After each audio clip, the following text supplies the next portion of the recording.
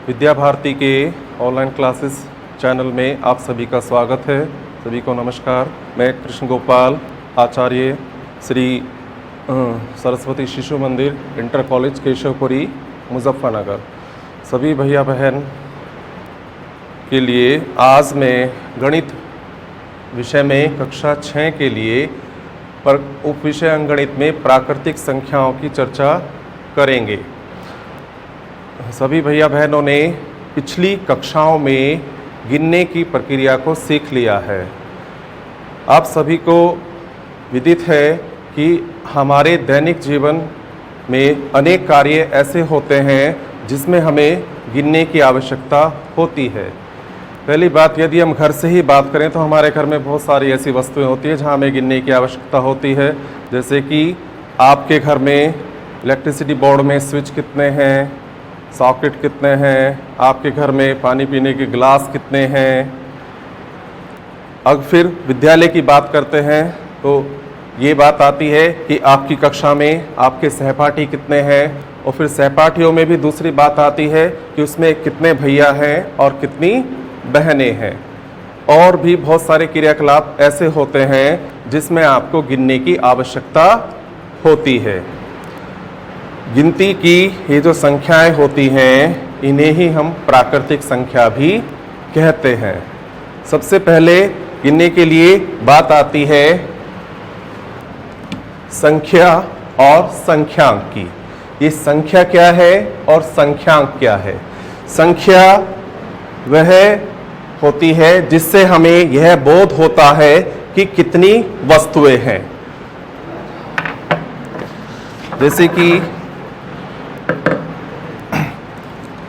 जैसे कि आप ये देख पा रहे हैं, मेरे हाथ में बॉक्स हैं। आप इसमें देखें कि ग्रीन कलर के कितने बॉक्स हैं, येलो कलर के कितने बॉक्स हैं, पिंक कलर के कितने बॉक्स हैं।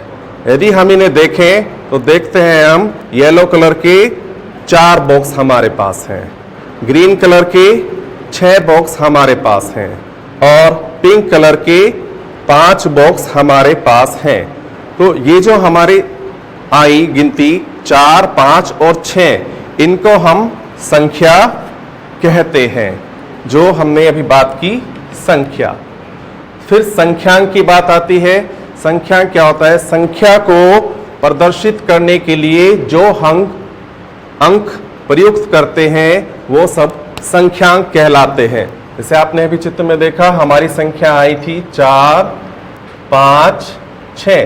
तो ये सभी 4, 5 और 6 क्या कहलाते हैं? आपके संख्यांक।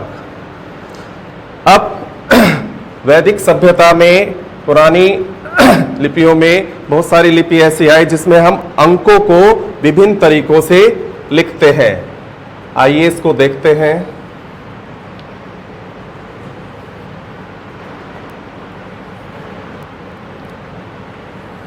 हमारी जो गिनती की संख्याएं होती हैं वो 1 से 9 तक होती हैं। सबसे पहले इसमें देवनागरी लिपि की बात करते हैं, फिर रोमन की बात करते हैं, फिर अरबी की बात करते हैं और अंतर्राष्ट्रीय।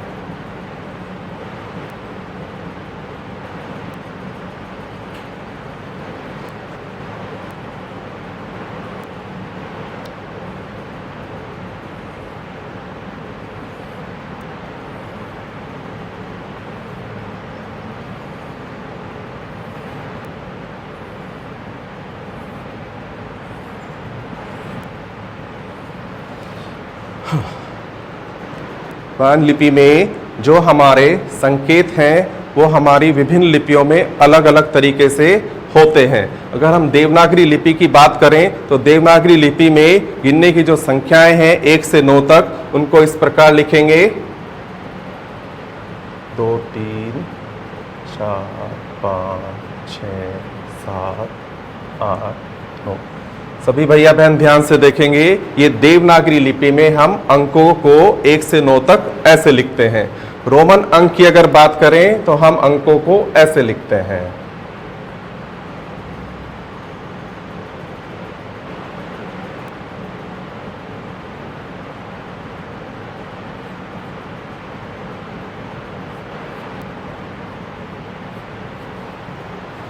ठीक है भैया बहनों, अब अरबी की बात करते हैं।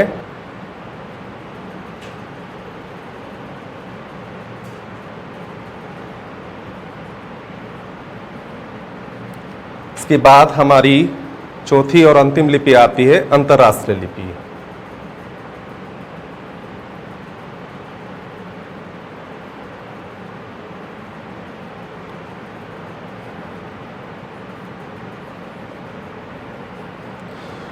तो सभी भैया बहन ध्यान से देखेंगे, ये हमारी 4 लिपियां हैं, देवनागरी, रोमन, अरबी और अंतर्राष्ट्रीय। चारों लिपियों में 1 से लेकर 9 तक की संख्याओं को अलग अलग लिखने की प्रथा है। इसके बाद हमारा शून्य का आविष्कार हुआ। शून्य प्राकृतिक संख्या नहीं होती क्योंकि इसकी खोज की गई थी। इसके बाद आगे हम संख्या के बारे में बात करेंगे। संख्या और उनमें प्रयुक्त अंक हम कैसे प्रदर्शित करते हैं।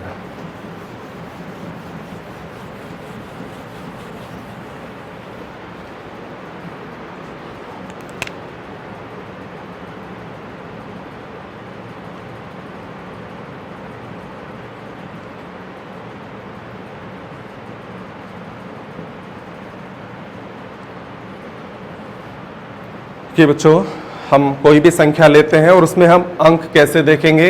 देखिए यहाँ पर हमने ये संख्या ली है 36।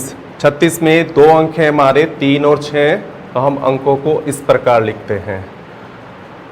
हमारे पास संख्या है 133। इसमें आप देख रहे हैं 133 में 3 अंक की पुनरावृत्ति हो रही है, तो इसको हम एक ही बार लिखते हैं, 1 और 3। संख्या 10 की बात करें तो अंक इसमें 2 हो जाते हैं, 1 और 0। ये संख्या और उसमें प्रयुक्त अंकों की बात थी कि संख्या 36 में 2 अंक प्रयुक्त हुए हैं, 3 और 6, और संख्या 133 में भी 2 ही अंक प्रयुक्त हुए हैं, 1 और 3, जबकि 3 अंक की पुनरावृत्ति हुई है। और संख्या 10 में भी 2 अंक प्रयुक्त हुए हैं, 1 और 0। आगे हम स्थानीय मान की बात करते हैं।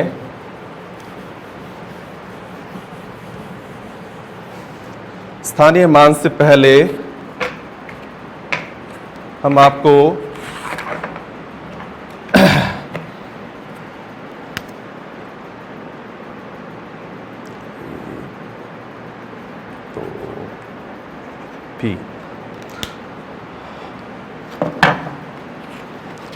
हमारे पास ये 3 अंक हैं, 1, 2 और 3।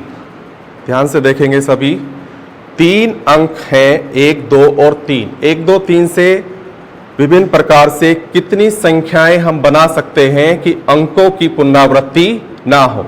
इसके लिए हम क्या करते हैं, पहले 1 को रखा हमने पहले स्थान पर, 2 दूसरे स्थान पर है और 3 तीसरे स्थान पर है। ये हो गई एक संख्या।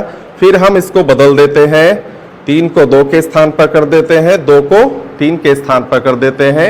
एक संख्या हमें यह प्राप्त हो जाती है। पहली संख्या हमारी 1, 2, 3। अब दूसरी संख्या हमारी क्या बन गई, 1, 3, 2। अब हम क्या करते हैं कि 2 को पहले अंक पर ले आते हैं। पहले स्थान पर हम ले आए 2, दूसरे पर 1 और तीसरे पर 3। पहले अंक को हम ऐसे ही रखेंगे, फिर दूसरे और तीसरे को बदल देते हैं, तो 2, 3, 1। उसके बाद हम अंक 3 को पहले ले आते हैं, तो हमारी संख्या बन जाती है 3, 1, 2। और हम इसको बाद वाले दोनों संख्याओं को फिर से बदल देते हैं, तो हमारी संख्या बन जाती है 3, 2, 1। अर्थात इससे हमें यह ज्ञात होता है कि संख्याओं को अगर हम आरोही क्रम में लिखते हैं तो हमें सबसे छोटी संख्या प्राप्त होती है, तथा अगर हम संख्याओं को अवरोही क्रम में लिखते हैं तो हमें सबसे बड़ी संख्या प्राप्त होती है। जैसे कि हमारे पास 3 अंक थे, 1, 2, 3, तो आप देख रहे हैं इन 6 संख्याओं में सबसे छोटी संख्या आपकी 123 है और सबसे बड़ी संख्या आपकी 321 है। इसमें जो अंक प्रयुक्त हुए हैं उसमें आपने पैटर्न देखा कि आरोही और अवरोही क्रम दो है। आरोही क्रम का मतलब है कि हमें सबसे छोटी संख्या मिल जाती है और अवरोही क्रम का मतलब है कि हमें सबसे बड़ी संख्या मिल जाती है।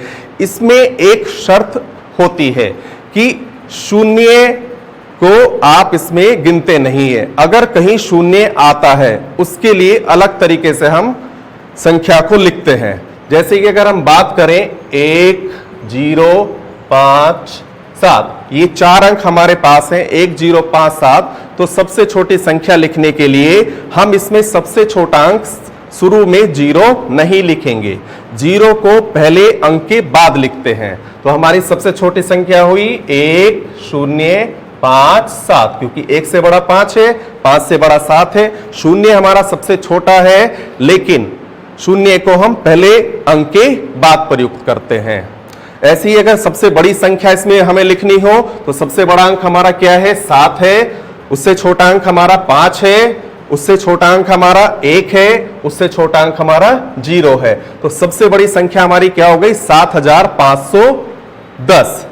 ऐसे ही हम इन संख्याओं को अंकों में लिख सकते हैं। जैसे हमारे पास एक संख्या है 427, हमने लिखा 427, आप इसे अंकों में लिख सकते हैं 427। समझ आ रहा है सभी भैया बहनों को? हमने 427 को अंकों में और शब्दों में देखा। अब अगर हमारे पास कोई संख्या शब्दों में लिखी आ जाए, जैसे लिखा है 119,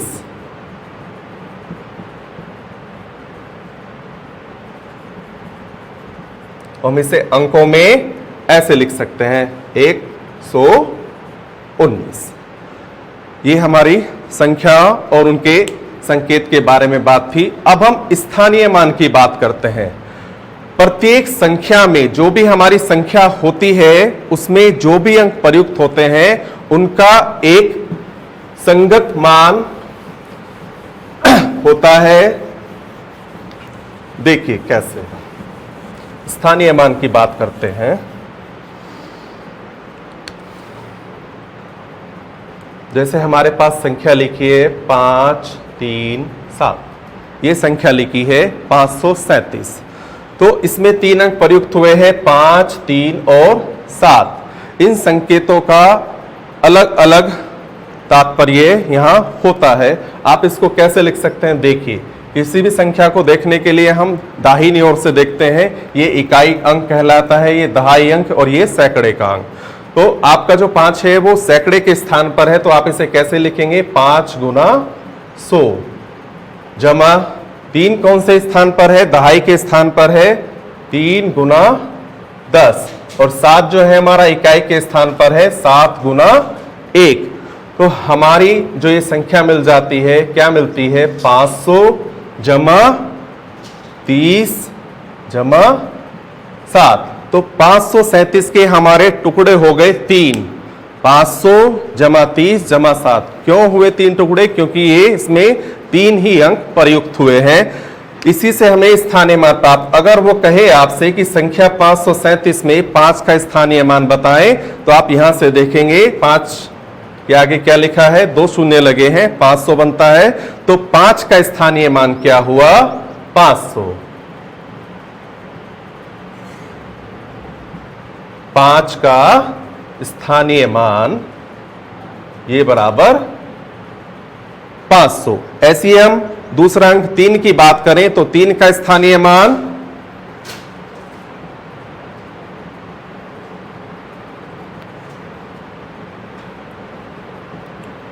3 का स्थानीय मान आता है हमारा 30, और 7 का स्थानीय मान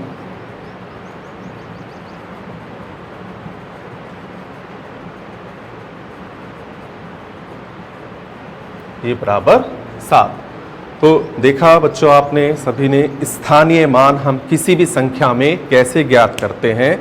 सबसे पहले हम उनकी स्थिति देखते हैं कि किस अंक की स्थिति कहाँ कहाँ है। इकाई के अंक पर कौन है, दहाई के अंक पर कौन है, सैकड़े के अंक पर कौन है। हजार के अंक पर कौन है, कोई भी संख्या हो सकती है, तो हम उसमें अलग अलग स्थानीय मान ज्ञात कर सकते हैं। इसके बाद जो आता है प्राकृतिक संख्याएं। अब हमारे जो अध्याय है उसका नाम भी प्राकृतिक संख्या है। प्राकृतिक संख्याएं है क्या? गिनती की जो जितनी भी संख्याएं हैं 1 2 3 4 5 6 7 8 9, ये सभी प्राकृतिक संख्याएं कहलाती हैं। इसमें शून्य प्रयुक्त नहीं होता क्योंकि शून्य का आविष्कार हुआ था। और ये सभी संख्याएं जो 1 2 3 4 5 6 7 8 9 है, ये सब हमें प्रकृति से प्राप्त हुई है, इसलिए इनको प्राकृतिक संख्याएं कहते हैं। प्राकृतिक संख्याओं को अगर हम संख्या रेखा पर प्रदर्शित करने की बात करें तो संख्या रेखा पर कैसे प्रदर्शित करेंगे, देखिए।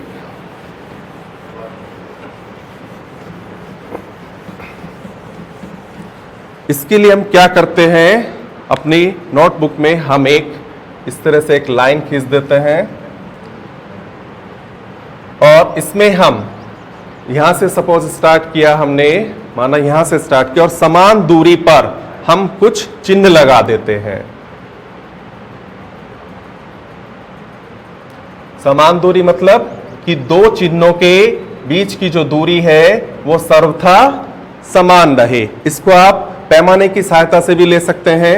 दो चिन्हों के बीच 1 सेंटीमीटर का अंतर रख सकते हैं या 2 सेंटीमीटर का अंतर रख सकते हैं, ये आपकी इच्छा पर निर्भर है। हम यहां से शुरू करते हैं 1 2 3 4 5 6 7 8 9 10 11। ये दाईं ओर कहलाता है और ये बाईं ओर। संख्या रेखा पर दो ही चीजें होती हैं, लेफ्ट और राइट। लेफ्ट को आप बायां कहते हैं और राइट को आप दायां कहते हैं। हमने हमारी जो गिनती की सबसे छोटी संख्या है वो 1 है। 1 से हमने शुरू किया है 1 2 3 4 5 6 7 8 9।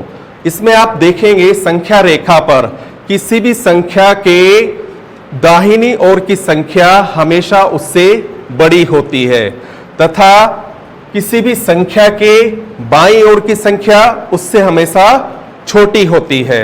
ये दोनों बातें भी आपको अच्छी तरह से समझ आई होंगी कि संख्या रेखाओं का प्रदर्शन हम संख्या रेखा पर कैसे करते हैं। और इसमें दो ही तथ्य हमारे पास होते हैं, बाईं ओर और दाहिनी ओर। बाईं ओर की संख्याएं हमेशा किसी भी संख्या से छोटी होंगी और दाहिनी ओर की संख्या हमेशा किसी संख्या से बड़ी होंगी।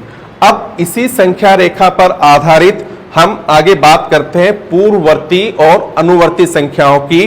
पूर्ववर्ती संख्या क्या होती है, आप इसमें देख पाते हैं संख्या रेखा पर आप देख रहे हैं कि संख्या 1 से आगे हमारी संख्या लिखी है 2। 2 हमें कैसे प्राप्त हुई कि हमने 1 में 1 जोड़ दिया, 1 जमा 1 बराबर 2। फिर हमें दूसरी संख्या प्राप्त होती है 2 जमा 1 बराबर 3। ऐसे ही आगे 3 जमा 1 4, ऐसे ही हमें सभी संख्याएं मिल जाती हैं। और दूसरी तरफ अगर बात करें, अगर हम बड़ी संख्या से बात करते हैं 9 से पहले की संख्या हमारी क्या है 8। ये हमें कैसे मिली, 9 माइनस 1 बराबर 8, 8 माइनस 1 बराबर 7, 7 माइनस 1 बराबर 6। ऐसे ही तो जब हम किसी संख्या में कुछ जोड़ते जाते हैं तो वह बन जाती है अनुवर्ती संख्या। जैसे हमने 1 में 1 जोड़ा, हमें 2 मिली संख्या, तो 1 की अनुवर्ती संख्या क्या हो गई 2। ऐसे ही 2 की अनुवर्ती संख्या क्या हो गई हमारी 3, 3 की अनुवर्ती 4। तो अनुवर्ती संख्याओं से तात्पर्य है कि किसी भी प्राकृतिक संख्या में यदि हम 1 जोड़ देते हैं तो हमें उसकी अनुवर्ती संख्या मिल जाती है। अनुवर्ती संख्या का दूसरा नाम होता है उत्तरवर्ती संख्या। अनुवर्ती संख्या को हम उत्तरवर्ती संख्या भी कहते हैं।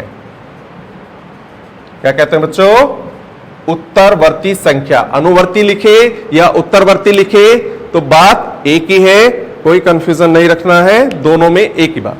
अब फिर हम पूर्ववर्ती की बात करें। पूर्ववर्ती मतलब इससे पहले।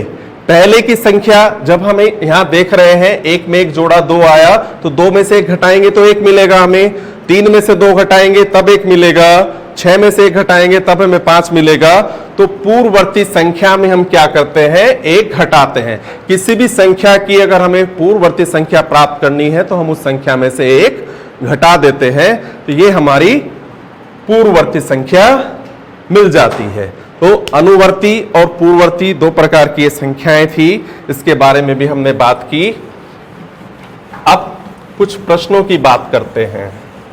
ये हमारा कंसेप्ट था प्राकृतिक संख्याएं। प्राकृतिक संख्याएं क्या होती हैं, प्राकृतिक संख्याओं के अंतर्गत संख्या क्या होती है, संख्यांक क्या होते हैं, उनको प्रयुक्त करने के संकेत क्या होते हैं, संख्या का स्थानीय मान क्या होता है, प्राकृतिक संख्याएं क्या है, संख्या रेखा पर प्राकृतिक संख्याओं का प्रदर्शन हम कैसे करते हैं, और पूर्ववर्ती व अनुवर्ती संख्याएं, ये सब अंकगणित के प्रकरण प्राकृतिक संख्याओं के अंतर्गत हमने आज पढ़े। अब इन पर कुछ प्रश्न की बात करते हैं। जैसे हमने लिखा प्रश्न 3, 0, 5 से मिलकर बनने वाली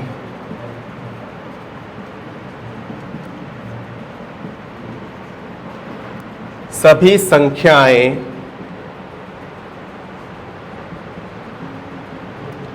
लिखिए। 3 अंक है हमारे पास, 3, 0 और 5। 3, 0, 5 से मिलकर बनने वाली हमें सभी संख्याएं लिखनी है, जबकि अंकों की पुनरावृत्ति ना हो, तो हम उसी तरह से आप इसको लिख सकते हैं। देखिए, सबसे पहले देखेंगे अगर हमारा 0 है तो 0 को हम पहले स्थान पर प्रयुक्त नहीं करते, हम हमेशा दूसरे स्थान पर उसको प्रयुक्त करते हैं। तो हमारी 2 संख्याएं बाकी बचती हैं, 3 और 5। तो हमने लिखा पहली संख्या हमारी 3, 0, 5, दूसरी संख्या 3, 5, 0। हमने दोनों अंकों को बदल दिया, अंतिम वालों को, जैसे अभी मैंने आपको दिखाया था डेमोन्स्ट्रेशन कि हम संख्याओं को कैसे बदलते हैं। फिर दूसरी बात आती है, दूसरा अंक हमारा है 5, 5, 0, 3, और फिर हम इन दोनों अंकों को बदल देते हैं, 3 को पहले लेते हैं, 0 को बाद में। अब 0 से अगर हम कोई संख्या शुरू करेंगे, अगर हम ये लिखें 0, 3, 5, तो इसका 3 अंकों की संख्या ये नहीं बनती।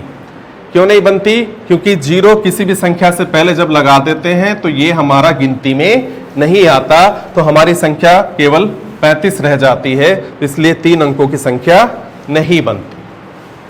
समझ आया सभी को? ठीक।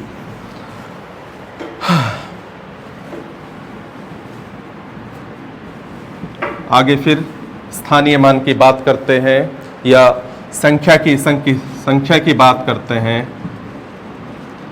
संख्या 115, 129 व 345 में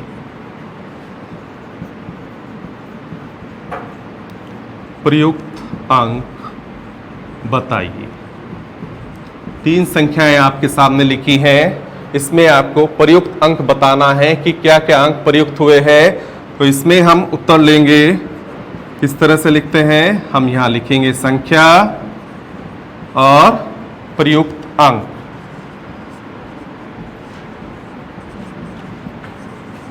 जैसे हमारी संख्या क्या है, 115। आप इसमें देखते हैं एक अंक की पुनरावृत्ति 2 बार हो रही है, तो 1 को हम 1 बार ही लिखेंगे। तो इस संख्या में प्रयुक्त अंक हो गए 1 और 5। दूसरी बात करते हैं 129 में, इसमें तीनों अंक अलग अलग हैं, 1, 2, 9। 345 की बात करते हैं तो इसमें 3 अंक हैं, 3, 4 और 5। तीनों तरह की संख्याएं आपने देखी कि जहां अंक की पुनरावृत्ति हो, मैंने अभी आपको पहले भी बताया कि उसको हम एक ही बार लिखेंगे, दूसरी बार नहीं लिखते हैं।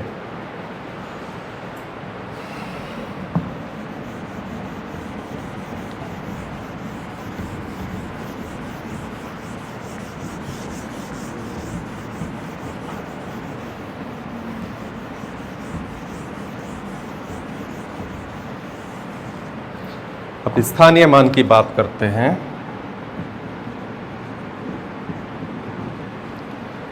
स्थानीय मान से संबंधित प्रश्न।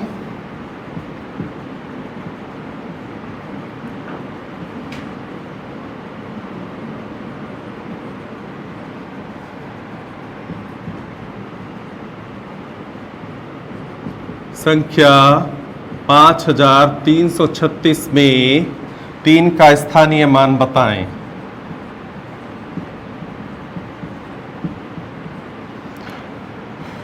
इसमें आप देखते हैं हमारी जो संख्या है क्या है, 5336।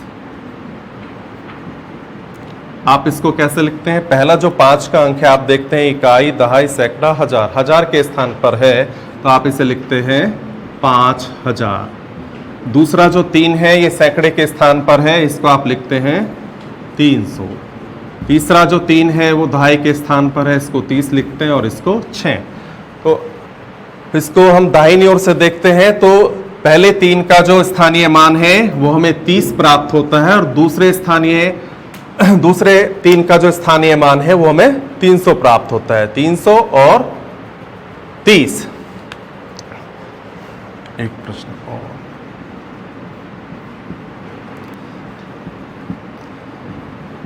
संख्या रेखा पर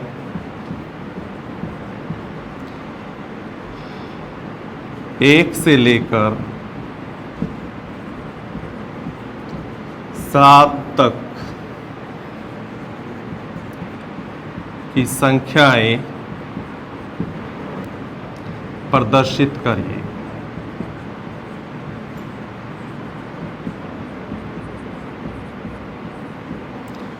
संख्या रेखा की अभी हमने बात की थी, आपने उसमें देखा था संख्या रेखा पर हम अंकों को किस तरह से लिखते हैं। तो एक हम रेखा इस तरह से खींचेंगे और समान दूरी पर कुछ चिन्ह प्रयुक्त करेंगे और उनको हम नाम दे देंगे 1 2 3 4 5 6 7। ये हमारी 1 से लेकर 7 तक की संख्याएं हो जाती हैं। इसी में अगर हम बात करें एक छोटी सी बात कि प्राकृतिक संख्याओं में जो पूर्ववर्ती और अनुवर्ती संख्याएं हैं तो सबसे छोटी हमारी जो संख्या 1 है, 1 की कोई भी पूर्ववर्ती संख्या नहीं होती। तथा दूसरी बात कि कोई भी प्राकृतिक संख्या सबसे बड़ी नहीं होती। क्यों नहीं होती? क्योंकि कोई भी सबसे बड़ी संख्या अगर हम लेते हैं तो उसकी जो अनुवर्ती संख्या होगी वो उससे भी बड़ी हो जाएगी। इसलिए कोई भी प्राकृतिक संख्या कभी भी बड़ी नहीं हो सकती। ठीक है भैया बहनों, आज हमने ये प्राकृतिक संख्याओं के बारे में पढ़ा, कुछ इसके विषय में जाना। आशा करता हूं कि आप सभी को यह तथ्य समझ आया होगा और आप इसका अच्छे से अवलोकन करेंगे। धन्यवाद।